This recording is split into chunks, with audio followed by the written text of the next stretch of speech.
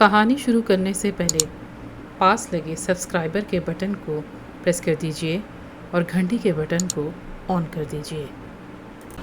آج کی ہماری کہانی ایک پڑھی لکھی نوجوان لڑکی کے بارے میں ہے جس کو اتنی تعلیم حاصل کرنے کے باوجود بھی اور اتنی لائق ہونے کے باوجود بھی خاندان بھر سے طعنے سننے پڑتے تھے۔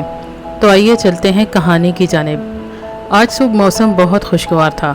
ہبس اور گرمی کی جگہ بوندا باندی نے لے لی تھی۔ میں جو سستی سے اٹھی تھی اب کھڑکی سے نظر آتا دل کو بہاتا موسم دیکھ کر مچل گئی۔ تیار ہو کر نیچے لاؤنج میں ناشتے کے لیے پہنچی جہاں دادی جان پہلے سے موجود تھیں۔ یہ تم اجاڑ ہولیے کے بجائے بن ٹھن کر ناشتہ کرنے کیوں آئی ہو؟ دادی جان پراٹھا انڈا بھول کر مجھے دیکھنے لگ گئیں۔ اجاڑ ہولیا تو نہیں ہوتا تھا، میرا ٹراؤزر اور شرٹ میں آتی تھی۔ پرانا نائٹ سوٹ دادی جان 1500 کا کیوٹ پانڈا والا نائٹ سوٹ لیا تھا امی سے ضد کر کے۔ اب دادی اسے اجاڑ بولیں گی تو میرے چہرے کے زاویے تو بگڑنے ہی تھے۔ میری تو سمجھ میں نہیں آتا یہ لڑکوں والے کپڑے سونے کے لیے تو وہی کپڑے اچھے لگتے ہیں نا جو آرام دہ ہوں۔ وہ بدمزہ ہو کر پراٹھے کی جانب متوجہ ہو گئیں۔ دادی اور میں کشتی کے سوار کبھی نہیں بن سکتے تھے کیونکہ ہم دونوں کے بیچ جنریشن گیپ تھا۔ دادو واپس اپنے سوال پر آئی۔ جاب کے لیے انٹرویو دینے ملک کے حالات کی وجہ سے ویسے ہی نوکری نہیں مل رہی۔ خدا خدا کر کے تو کہیں سے انٹرویو کی کال آئی ہے، ورنہ تو ملازمت سے فارغ ہونے کا نوٹس ہی آ رہا ہے سب کے پاس۔ اس ملک کا تو کوئی پرسانے حال نہیں۔ ماما اپنے ناشتے کی ٹرے لیے کچن سے آئی۔ کیا ضرورت ہے یہ جاب کا ٹنٹنا پالنے کی؟ پڑھ لکھ گئی ہو کافی ہو، اب گھرداری سیکھو۔ سسرال جا کر کیا ڈگری کھلاؤ گی؟ دادو کا انداز میرے لیے ایسے ہی تنزیہ ہوا کرتا تھا۔ دادو گھرداری کے وقت سیکھ لوں گی۔ میں نے صبر کا مظاہرہ کیا۔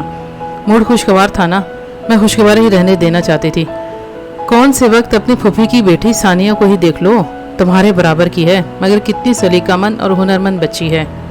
بس ہو گیا میرا خوشگوار موڈ غارت۔ مگر دادو اپنی نواسی کی شان میں قصیدے پڑھنے سے اب رکنے والی نہیں تھی۔ کون سی بیکنگ ہے جو اسے نہیں آتی؟ کل کھائے تھے اس کے ہاتھ کے وہ کریم رول، ایسا ذائقہ ہے ماشاءاللہ کہ بیکری والے کھائیں تو ترکیب پوچھنے آ جائیں۔ اوہ یہ ثانیہ میری فرسٹ کزن، میری خوشیوں کی قاتل۔ بچپن میں سب اچھا تھا، ہم پکی سہیلیاں تھیں، مگر پھر ثانیہ بدل گئی اور وقت پلٹ گیا۔ وہ یک دم بیکنگ میں بہت ماہر ہو گئی، خاندان بھر سے مشہور ہو گئی۔ بیکنگ تو میں بھی کر لیتی تھی مگر جب سے اس کا موازنہ میری بنائی ہوئی بیکنگ سے ہونے لگا تو میں نے بیکنگ ہی چھوڑ دی۔ اوپر سے دادی کے ہر وقت کے جملے، ایسی مہارت ویسی سجاوٹ جیسے کوئی بلاک بسٹر مووی ہو، ریلیز ہونے والی ہو۔ ہر طرف اس کی کھلم کھلا تشہیر کی جاتی ہے، پروموشن کی جاتی ہے۔ لوگ مر رہے ہوں دیکھنے کے لیے، جو نہ دیکھ سکے وہ خودکشی کر لے، اور جب مووی دیکھ لی جاتی ہے تو وہ نکلتی کیا ہے؟ بوگس۔ بس ایسی ہی لگنے لگی تھی مجھے اب ثانیہ، چڑھنے لگی تھی میں اس سے۔ اس دن گھر میں بہت ہڑبونگ مچی ہوئی تھی، مصروفیت۔ وجہ ہماری مبشرہ پھوپھی جو اپنے بیٹے کے ساتھ آسٹن سے 2 سال بعد ملنے آ رہی تھی 1 ماہ کے لیے، مگر 15 دن ہمارے گھر رکنے والے تھی اور 15 دن آمنہ پھوپھو یعنی مائی ڈیئر کزن ثانیہ کے گھر۔ صرف پاپا انہیں لینے جا رہے تھے تو دادو اور آمنہ پھوپھو کا منہ لٹکا ہوا نظر آ رہا تھا۔ ایسا نہیں تھا کہ مجھے مبشرہ پھوپھو پسند نہیں تھی، بلکہ میں انہیں خاندان والوں کی فہرست میں سب سے اوپر رکھتی تھی۔ ان کا رویہ نرم اور دوستانہ تھا، میں ان سے دل کھول کر ہنس بول لیتی تھی، مگر میرے علاوہ سب کا فوکس ان کے 26 سالہ بیٹے رحمان پر تھا تو 5 سال بعد پھپھو کے ساتھ آ رہا تھا۔ مبشرہ بس آج کا دن تم اماں کے پاس گزار لو، کل میرے گھر آ جانا، بہت یاد کیا ہے میں نے تمہیں، مزید 15 دن انتظار نہیں ہوگا۔ آمنہ پھپھو بہت زیادہ اپنائیت سے کہہ رہی تھیں۔ آمنہ پھپھو کے آنے کے بعد ریفریشمنٹ کا دور چل رہا تھا اور ساتھ ساتھ ان کے بیٹے کا ایکس رے بھی۔ آسمانی رنگ کی جیکٹ اور وائٹ پینٹ پہنے وہ باہر والوں جیسا ہی لگتا تھا۔ سفید چہرہ اور نقش ہو بہو مبشرہ پھپھو جیسے ہی تھے۔ اس کا انداز لیے دیے سا تھا، کمگو جیسا۔ اگر وہ مبشرہ پھپھو پہلے ہی آمنہ پھپھو کی طرف چلی جاتی تو وہ یقیناً ثانیہ نامہ سمیت واپس آتی۔ رحمان تم چکھو نا یہ مینگو ٹارٹ، تمہارے اور پھپھو کے آنے کی خوشی میں ثانیہ نے سب اپنے ہاتھوں سے بنائے ہیں۔ یہ chicken pie, chocolate trifles, chicken bread, fruit cake وغیرہ، وہ ہر چیز ایک ایک کر کے اس کے آگے رکھ رہی تھی۔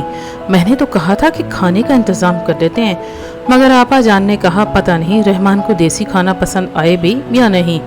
پاپا مسکرا رہے تھے، بھانجے کو اتنے سال بعد دیکھ کر خوش ہو رہے تھے اب ثانیہ سب کچھ اتنا بہترین بناتی ہے کہ کوئی جواب ہی نہیں اس کے پکے ہوئے کھانوں کا۔ دادو تعریف کیے بغیر کیسے رہ سکتی تھیں؟ شوق ہی اسے اتنا کہ ہر روز کوئی نہ کوئی ریسپی کھول کے بیٹھ جاتی ہے، سارے گھر کے کام نپٹا کر کچن میں چلی جاتی ہے۔ آمنہ پھپھو نے فخر سے کہا، میرے لیے وہاں بیٹھنا مزید مشکل ہوتا جا رہا تھا، اس لیے میں بہانے سے اٹھ آئی۔ اس میں کوئی شک نہیں تھا کہ ثانیہ کی شہرت کو خاندان میں پھیلانے والی آمنہ پھپھو ہی تھیں۔ تم کہاں جا رہی ہو امل؟ ثانیہ جو چائے کی ٹرے لے کر ڈرائنگ روم میں جا رہی تھی مجھے وہاں سے نکلتے ہوئے دیکھ کر بولی، اتنا کچھ بنایا ہے، میرے ہاتھ کی اتنی چیزیں تم کیسے مس کر سکتی ہو؟ وہ کچھ تفاخر جتاتی ہوئی مسکراہٹ میں بولی، نہیں میں بعد میں لوں گی۔ میرا لہجہ نرم تھا، وہ میری پکی سہیلی رہ چکی تھی، وہ مزید میری دوست رہ جاتی اگر یہ مقابلے کا میدان ہمارے درمیان نہ ہوتا۔ آپ کو اماں نے بتایا کہ مبشرہ آپا رحمان کے ساتھ کیوں آئی ہیں؟ اس دفعہ پاپا آفس سے آئے تھے تو میں ان کی چائے لے کر لاؤنج میں آ گئی جہاں ماما ان سے اہم بات کر رہی تھیں۔ دادو آمنہ کی طرف گئی ہوئی تھیں تو یہی گفتگو لاؤنج میں ہو سکتی تھی۔ نہیں، مجھے لگا کہ پاپا جانتے بوجھتے ہوئے بھی انجان بنے ہیں۔ میں اپنا چائے کا کپ لے کر ایک جانب بیٹھ گئی۔ رحمان کے لیے لڑکی دیکھنے کے لیے، بلکہ یوں کہیں کہ رحمان سے لڑکی پسند کروانے۔ کتنا اچھا ہوتا اگر ہماری عمل کو دیکھنے۔ مبشرہ آپا تو عادت کی بھی اتنی اچھی ہیں۔ میں نے بابا کا بدلتا ہوا انداز دیکھا، ماتھے پر سلوٹیں، مگر ماما اپنی کہہ رہی تھی، مگر آمنہ کی ثانیہ کے آگے تو ہماری عمل کا کوئی مقابلہ نہیں۔ اتنی سلیقہ مند ثانیہ اور ہماری عمل۔ ماما نے آہ بھر کر مجھے دیکھا، میرا پارا ہائی ہو گیا۔ میرا اور ثانیہ کا کوئی مقابلہ نہیں، میری اپنی شخصیت ہے اور اس کی اپنی، اور جہاں تک رحمان کی بات ہے تو اس کے معاملے میں صرف ثانیہ امیدوار ہے۔ میں ایسے کسی مقابلے میں اترنا ہی نہیں چاہ رہی۔ وہاں سے اٹھ کر میں اپنے کمرے میں آ گئی۔ تمہیں اس طرح کی بات نہیں کرنی چاہیے تھی صنوبر۔ عمل ہماری اکلوتی اور بہت قابل بچی ہے، ہمیشہ ٹاپ کیا ہے کلاس میں، کتنے میڈلز ملے ہیں اسے یونیورسٹی اور اسکول میں، گھر کے ساتھ ساتھ کچن کے بھی تمام کاموں میں تمہارا ہاتھ بٹاتی ہے۔ پاپا کی آواز میرے کمرے میں آ رہی تھی۔ اور ثانیہ کا تمہیں پتہ نہیں ہے، میٹرک میں اتنی بار فیل ہوئی کہ سب نے اس کی پڑھائی کا خیال ہی ذہن سے نکال دیا۔ سب یہ باتیں تو بھول گئے، بس آمنہ نے جس بات کا چرچا کر دیا سب وہی بولنے اور یاد رکھنے لگ گئے۔ آمنہ نے اتنے سالوں تک بیکنگ کے کورسز کیے ہیں اور بہت اچھی کوکنگ کر لیتی ہے، تو ظاہر ہے اپنی بیٹی کو سکھائے گی۔ ضروری تو نہیں کہ خاندان کی کوئی بچی کسی چیز میں ماہر ہے تو تم بھی اپنی اولاد پر پریشر ڈال کر اسے وہی سب کرنے پر مجبور کرو۔ کیوں اپنی بیٹی کو دوسروں کی باتوں میں آ کے تکلیف دے رہی ہو؟ یہ سن کر میرا غصہ ٹھنڈا ہو گیا۔ میں نے ثانیہ جیسی سست اور بدتمیز لڑکی آج تک نہیں دیکھی۔ یہ جملہ تھا جو ایٹم بم جو میری سماعت سے ٹکرایا۔ میں کمرے میں رحمان کے منہ سے یہ جملہ سن کر حیران رہ گئی۔ خالہ جان، سارے کام تو آپ خود کرتی ہیں اور پھر اتنی تعریفیں کیوں کر رہی تھیں آپ؟ یہ کیسا مذاق ہے رحمان؟ آمنہ گھبراہٹ سے کہہ رہی تھی۔ دادو کا منہ حیرت سے کھلا ہوا تھا۔ مذاق نہیں ہے، خود میں نے دیکھا ہے، آپ ثانیہ کو اتنی آوازیں دیتی ہیں اور یہ کمرے میں بند ہو کر موبائل استعمال کرتی رہتی ہے، کسی کام میں آپ کی مدد نہیں کرتی۔ آپ یہی کہتی تھی نا کہ ثانیہ صفائی کر کے گئی ہے، برتن دھو کر لیٹی ہے، مگر میں نے تو اس سے کوئی کام کرتے ہوئے دیکھا ہی نہیں۔ وہ تو طبیعت ٹھیک نہیں تھی کچھ دن سے ثانیہ کی، ورنہ وہی کام کرتی ہے۔ یہ کوکنگ اور بیکنگ تو ثانیہ ہی کرتی ہے۔ بیکنگ اور کوکنگ اتنی دفعہ تو جلا دی اس نے بریڈ رول، اتنا مٹیریل آپ نے پھینکا تھا، چوتھی بار میں جا کر بنے ہیں، اور وہ بھی آپ نے بنائے تھے۔ ثانیہ تو تھک گئی تھی۔ تم تو سو رہے تھے، تمہیں کیسے پتا چلا؟ اتنے شور میں کوئی کیسے سو سکتا ہے خالہ؟ آپ ثانیہ کو اتنا ڈانٹ رہی تھی کہ آج تک کچھ نہیں سیکھا۔ آپ نے چند بیکنگ کورسز کر کے اتنا کچھ بنا لیا، مگر ثانیہ نے کچھ نہیں کیا سوائے چیزوں پر پیسے ضائع کرنے کے۔ رحمان چند دن وہاں رہنے کے بعد اتنے راز کھول رہا تھا، اگر 15 دن وہاں رہتا تو رحمان تم چھپ کر ہماری باتیں سن رہے تھے۔ آسٹن میں رہ کر میں یہ دیسی فیملی سٹائل بہت مس کرتا تھا۔ ماما کا انداز بھی اتنا ٹپیکل اور دیسی نہیں تھا جیسے یہاں آپ کا ہے۔ میں تو آپ کی ہر بات نوٹس کیا کرتا تھا اور انجوائے کرتا تھا۔ میں نے دونوں پھوپھو کی شکلیں دیکھیں، وہ دونوں ہی شرمندہ تھیں۔ یہ کھائیں نا فروٹ کیک، ثانیہ نے خاص طور پہ آپ کے لیے بنائے ہیں، وہ ہو بہو آمنہ پھوپھو والے سٹائل میں بولا اور ہنسنے لگا۔ میں نے ثانیہ کو دیکھا، کونے میں کھڑی تھی، سر جھکا تھا اور وہ پشیمان لگتی تھی، مگر وہ اپنی ماں جیسی نہیں تھی جو سب کے سامنے دلیلیں دے کر ثانیہ کی ریٹنگ کو گرنے نہیں دینا چاہتی تھی۔ مگر پانی سر سے اونچا ہونا یا ریت کی طرح سب ہاتھ سے پھسل جانے کی مثال میں نے آج دیکھی تھی۔ میں نے کہا تھا نا کہ ثانیہ نامہ مجھے بوگس لگتا ہے، فلاپ مووی ہو جیسے۔